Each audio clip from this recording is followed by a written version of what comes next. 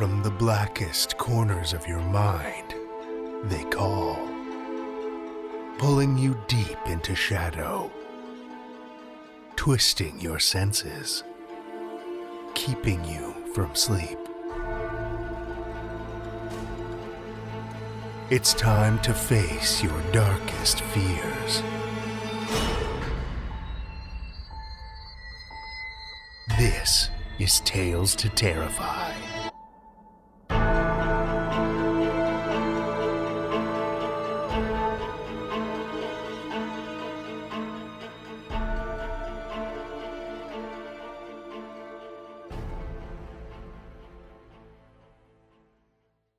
Good evening, children of the night, and welcome to another flashback. Tonight we've got something a little softer for you. A story that comes to us all the way from November 2013. A heartbreaking tale that explores the agony of loss, the torment of hope, and the endless pull of the sea. Children of the night, join me for L.R. Bonehill's Whispers of the Sea, which originally aired on Tales to Terrify episode 96.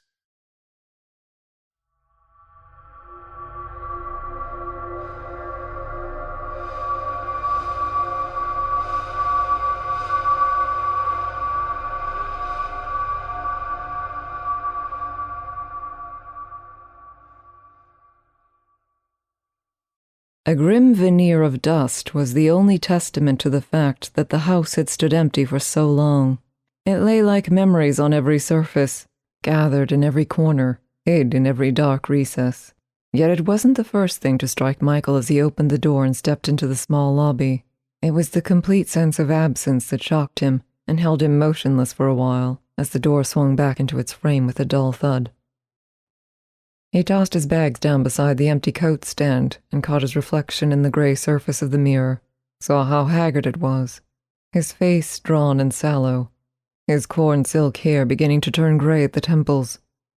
Turning away quickly, shuffling the keys from hand to hand nervously, he began to make his way through the house, opening doors and windows as he went.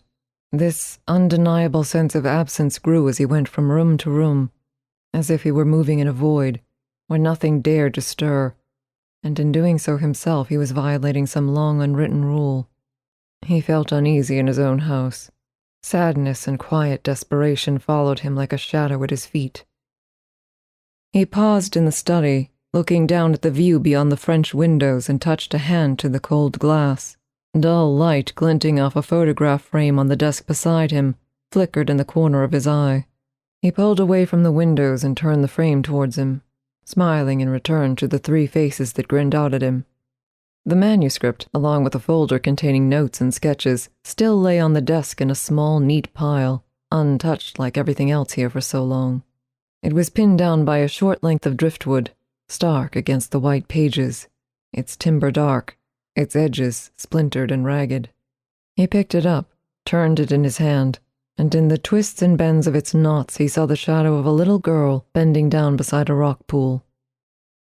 Off to one side of the house, where the land sloped gently down to its lowest point above the beach, a short pathway led to a flight of steps cut into the rock that twisted down to the shingle below, an iron handrail guarding the way. At the top of the steps, Michael lifted Rachel against his shoulder. The wind picked up a little as they descended, making Rachel cling tightly to him, and Gina urge him to watch his step.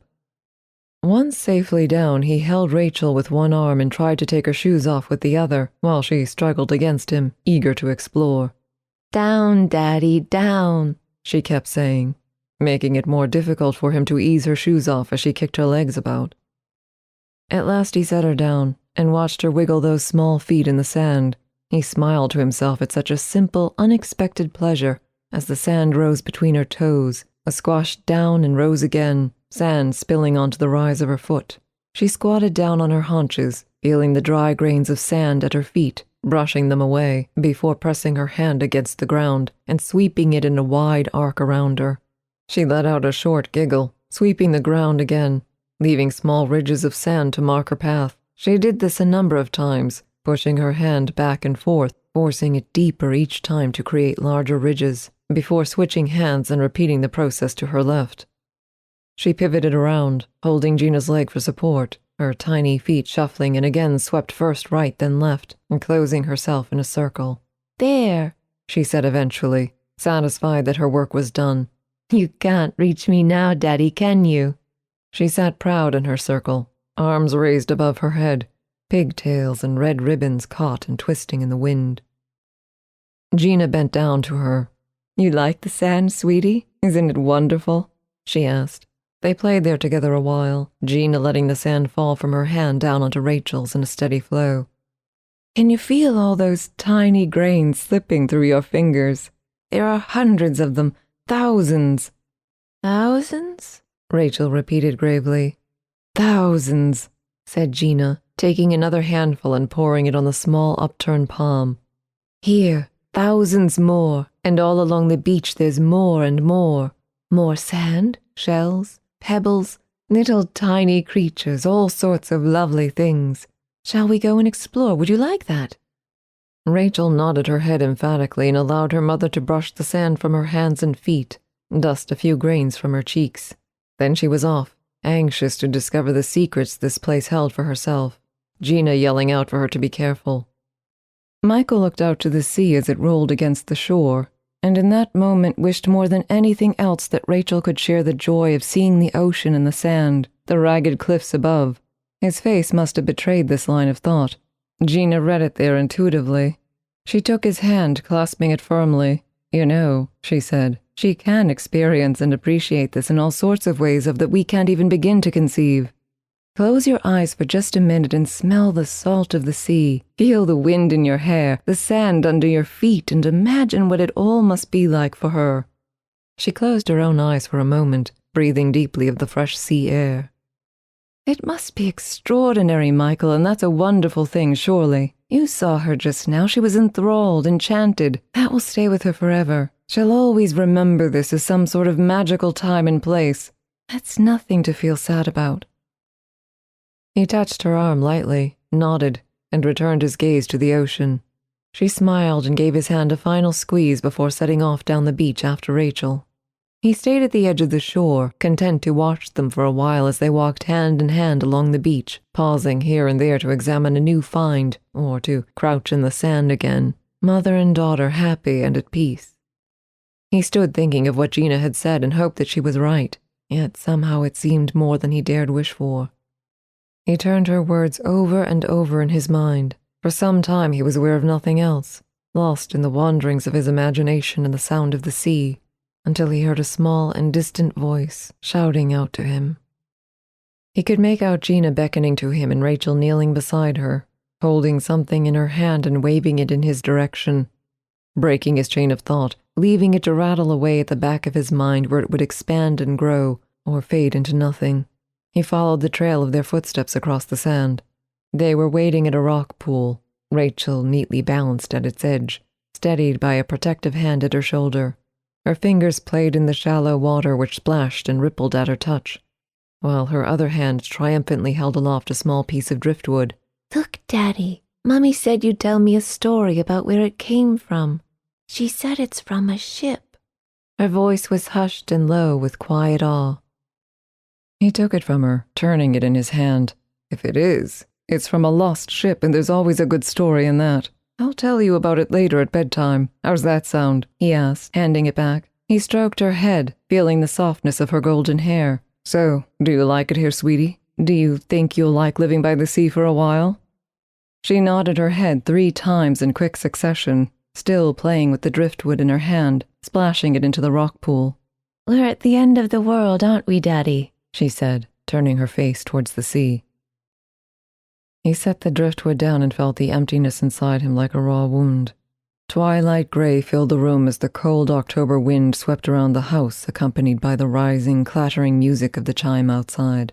Despite the gale, he could still hear the lap of the sea as it bumped at the shore, the silver crests of the waves splashing down, and he felt suddenly so alone. He went to the window, hoping to make out the lights of the harbor town in the distance. All he could see were the silhouettes of the cliffs that spanned the coastline, dark and heavy and ancient. The drinks cabinet in the lounge was still fairly well stocked, and he retrieved a tumbler and bottle of Jack Daniels. He felt distinctly ill at ease as he went from room to room. The house now seemed so large and vacant that he felt he was disturbing some sort of balance simply by being there. He imagined shadows in dark corners reaching out to him and a naked whisper breathe against his ear as he crossed the hallway back into the study. He closed the curtains, shutting out the darkness of the night and the sea, flicked on the lamps in the corners of the room, and poured himself a liberal measure of bourbon. Its warmth and fire cleansed his throat of the taste of emptiness and dust. He shot back another, letting it drown out the rush of the wind and the sweep of the sea. Then he sat in the stony silence and stillness and wept, until falling into a fitful sleep where he found troubled dreams of dust and decay. Sitting down at the desk, hangover beating steadily in his head, he retrieved the folder beside the manuscript, easing out its contents with care. He glanced through the pages of notes, surrounded by swirling doodles, underscored in thick marker, highlighted, asterisked. They would appear senseless and haphazard to anyone else, but all the thought and meaning came back to him immediately. Words and sketches that told the story of a blind girl who saw magical things in her dreams that no one else could possibly imagine. A little girl who saw wondrous places and entrancing visions of such splendor and magic that even had others seen them too, they would never have let themselves believe that such hope and beauty could exist. He skimmed through the sheaf of papers as it all sped back into his mind, the final words he had written, telling of how the little blind girl had become more and more enchanted with her own magical world, that she had finally been swept away to those places forever by the waves of a whispering sea. It seemed like only hours ago that he had sat here, pen in hand, words flowing and halting, yet it was a distance that could never be bridged. A lifetime ago, a world ago. The summer was unusually long and warm. Even the wind breezing in from the ocean was cool and calm. The days went by quickly and peacefully, a time of simple and easy joy. What Gina had said at the beach that first day had indeed rattled away inside Michael's head, where it slowly twisted and turned. It was always there, whispering to him, edging ever forward to take on shape and form, a voice that soothed and troubled in the same moment. He sat at the desk and stared out to sea, watching it lap and hiss at the shore. Through the door opening onto the hallway, he could see Gina sitting in the lounge, a glass of red wine in her hand. Quiet music drifted in from across the hallway. She raised her glass and smiled, her eyes bright and shining in the light cast by the lamps. As the piece ended, she shut the stereo off and came across into the study, her nightshirt flapping at her legs. "You really started something with that story of the missing ship and all that other mysteries of the sea nonsense you've been telling her," she said. "You know she keeps that driftwood beside her bed ever since you told her it was magic." "She's got a rich imagination, that's all. She understands the power that stories can have if you have a little belief, a little faith." He took his glasses off and wiped them on his sleeve, spinning out a silence. "That driftwood, by the way, it is magic." "Magic or not, I'm just glad that she's happy. Anyway, it's late. I think I'll go up," she said, draining the last of the wine. It lingered on her lips, glistening ruby in the pale light. "Joining me?" No, you carry on. I'll be there soon. It's just, there's something you want to finish, right?" "Right," he said. "It's all beginning to come together. I just want to keep that momentum while it lasts, you know." Bending down, she hugged his shoulder and kissed him on the cheek. "Don't be too long. It really is getting late." "Gina," he said, stopping her in the shadows of the doorway. He slipped his glasses back onto the ridge of his nose, and she saw herself reflected there, tiny and shimmering. He pointed to the papers on the desk before him. "This one's not just for Rachel. It's for all of us. I think it's going to be really special." "I'm sure it will be, Mike. I'm sure it will," she said, smiling, and left. He finally set his pen aside an hour or so later and neatened the small pile of papers before him. Flicking off the lamps, he noticed his hand and fingers were smeared with black ink, like shadows of nicotine stains. Stairs creaked under his footsteps, and he paused outside Rachel's room, thinking of checking in on her. "Daddy?" she asked from beyond the door, hearing his footsteps outside. He eased it open quietly and saw that the bed was empty, the covers ruffled and pushed to one side. Rachel sat by the window, her nightgown pale around her, the alabaster light of the sickle moon surrounding her like an aurora, her face delicate ivory. "Daddy," she said again, turning her face towards him. The dull pearls of her eyes were like a broken promise. "Shush," he whispered, going over to her.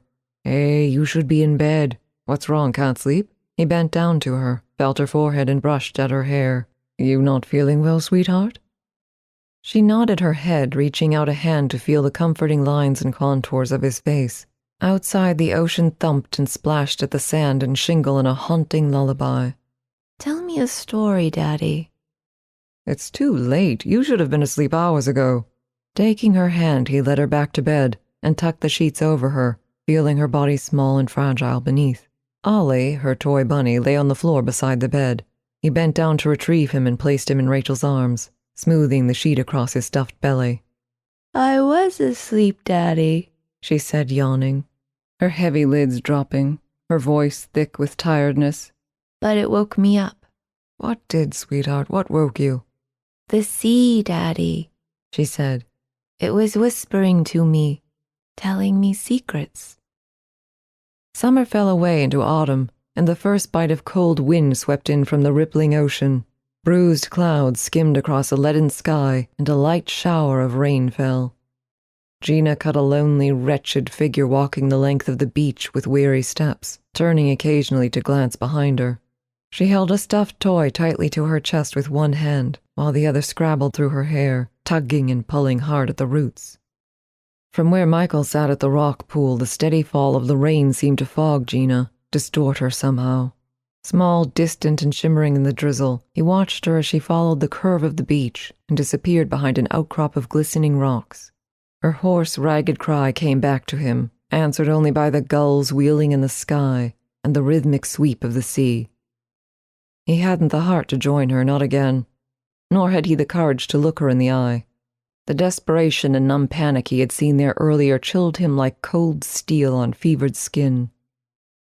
Twilight soon began to taint the sky further, and the rain slowly abated as he followed the traces of Gina's footsteps along the dark sand, his pace slow and measured.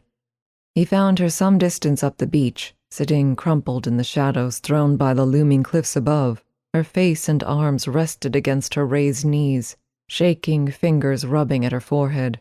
Ollie lay by her side, face down in the sand, his white tail scuffed and dirty.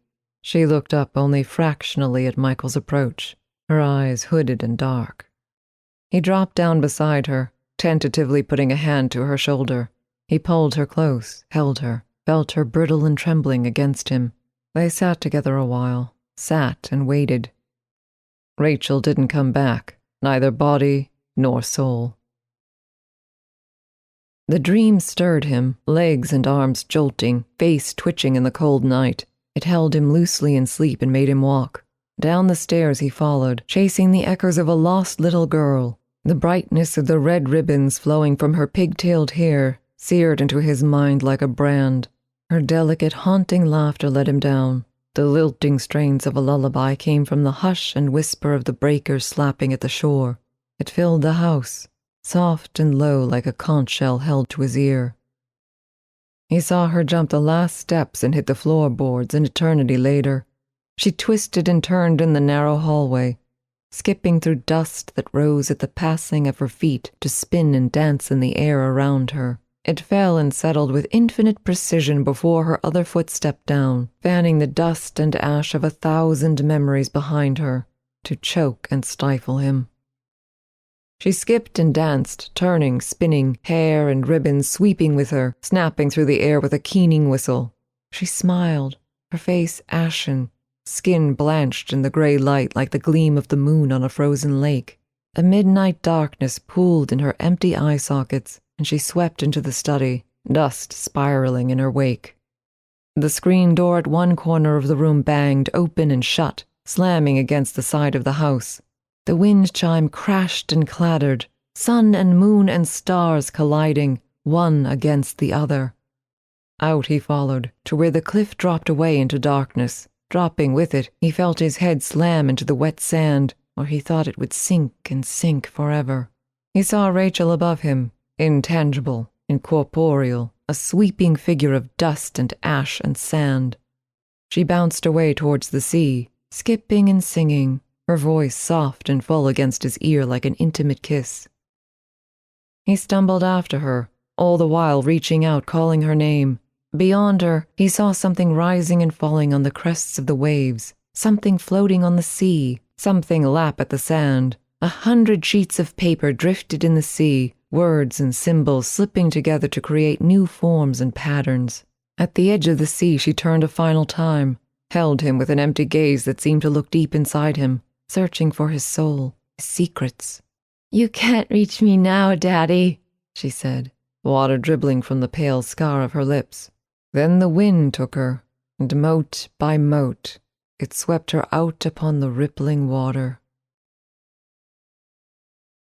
The sea stirred him, shook him from sleep as it washed over his feet, and he awoke cold and vulnerable into the darkest night he had ever known.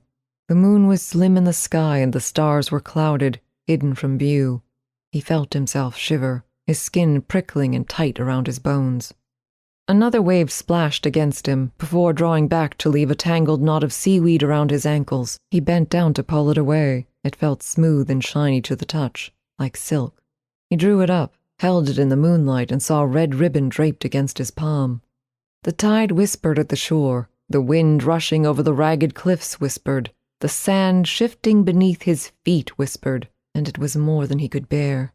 Over and over that secret whisper blew gently against his ear. "Mommy," it said. He sat at the desk, huddled over his work, his fingers brushing the red silk ribbon that snaked across the surface. Its touch warmed him. The words flowed ceaselessly, ink looping and swirling quickly across the paper, the nib of the pen scratching and rasping. The hiss and slap of the rippling tide breathed into him like blood rushing in his ears. He listened willingly, openly, imposing no will of his own onto the words that fell before him, ripping from page to page as if in a fever. His discarded notes and sketches lay at the edge of the desk and scattered on the floor, an empty bottle of Jack Daniels and a cracked tumbler beside them. Eyes still down, he reached out his free hand, found another glass and dragged it to his lips. Bourbon burned down his throat. Another page was added to the unruly pile beside him as the sea whispered long into the dark night. Another and another, until finally the tale was told, and he set his pen down, exhausted and dry. The phone had been ringing for days, and he'd ignored it every time, letting the message on the old answering machine kick in. He listened to Gina's voice from a distant past, asking for a name and number. The echoes of Rachel's faint giggling in the background of the recording caused a sharp tug of pain. It rang again and he stopped, turned, glass in hand as Gina's weary voice filled the room, underscored by the hiss of the spooling tape. "Mike! Michael, please! Mike, answer the phone, we need to talk! This could be the last chance we have, Mike. It's not betrayal, Michael, I know that's how you see it, but it's not betrayal, it's not. It's another child, Mike. Another chance, please." There was a long pause and the tape clicked into silence. The winter wind rushed outside and rain tapped hard at the window in sharp needles. His shadow was cast long and thin across the floor in the murky light of the lamps. It stretched along the wall and followed at his heels as he stepped out into the rain. The downpour lashed him, soaking his clothes and skin instantly.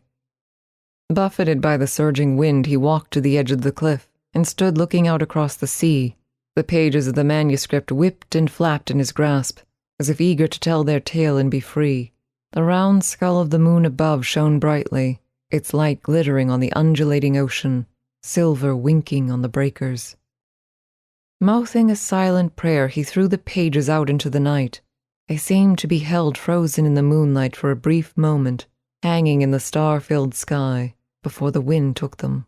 Page slipped from page, fluttering, scattering out, swept up on the writhing wind. It drifted them away, sent them out high above the sea, rising and falling like birds, dipping and wheeling.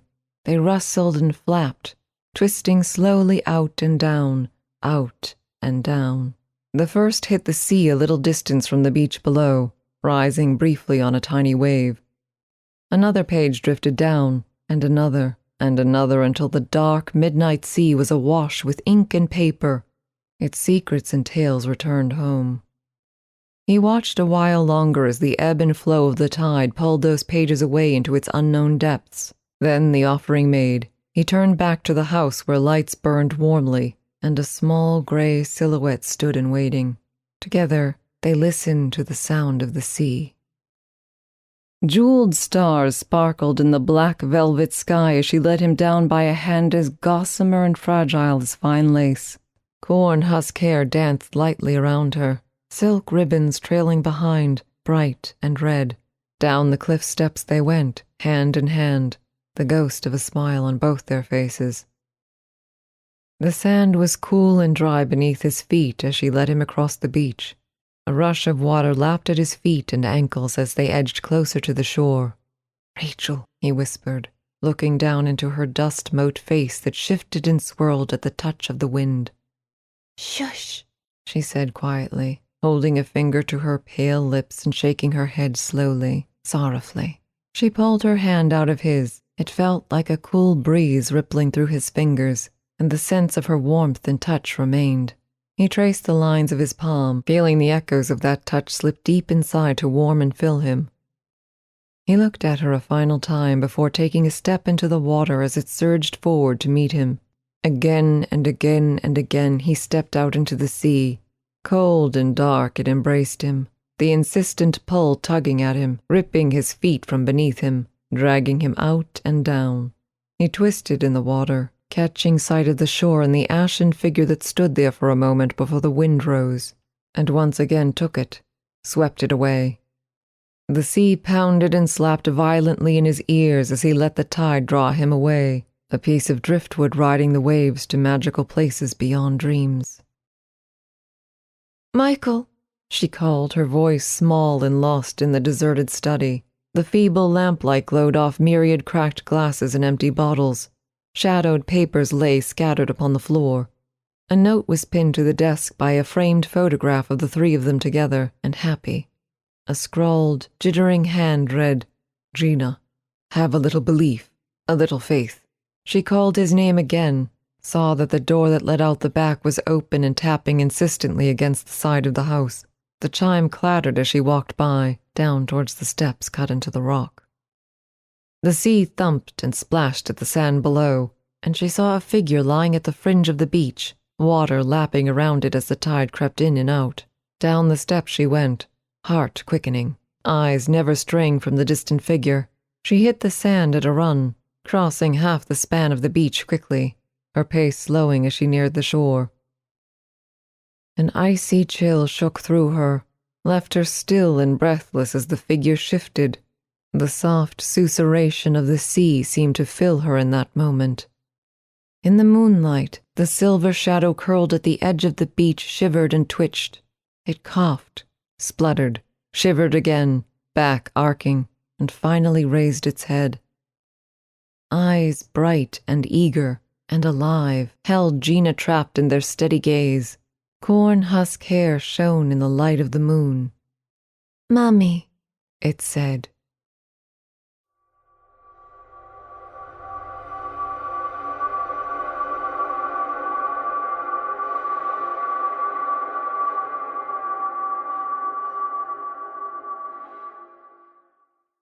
That was L.R. Bonehill's Whispers of the Sea, as read by Nikolle Doolin. If you'd like to hear more details on this story, or listen to it in context of the full episode, I've put a link to it in the show notes. And until next time, children of the night, stay safe, stay sane, and be kind to one another.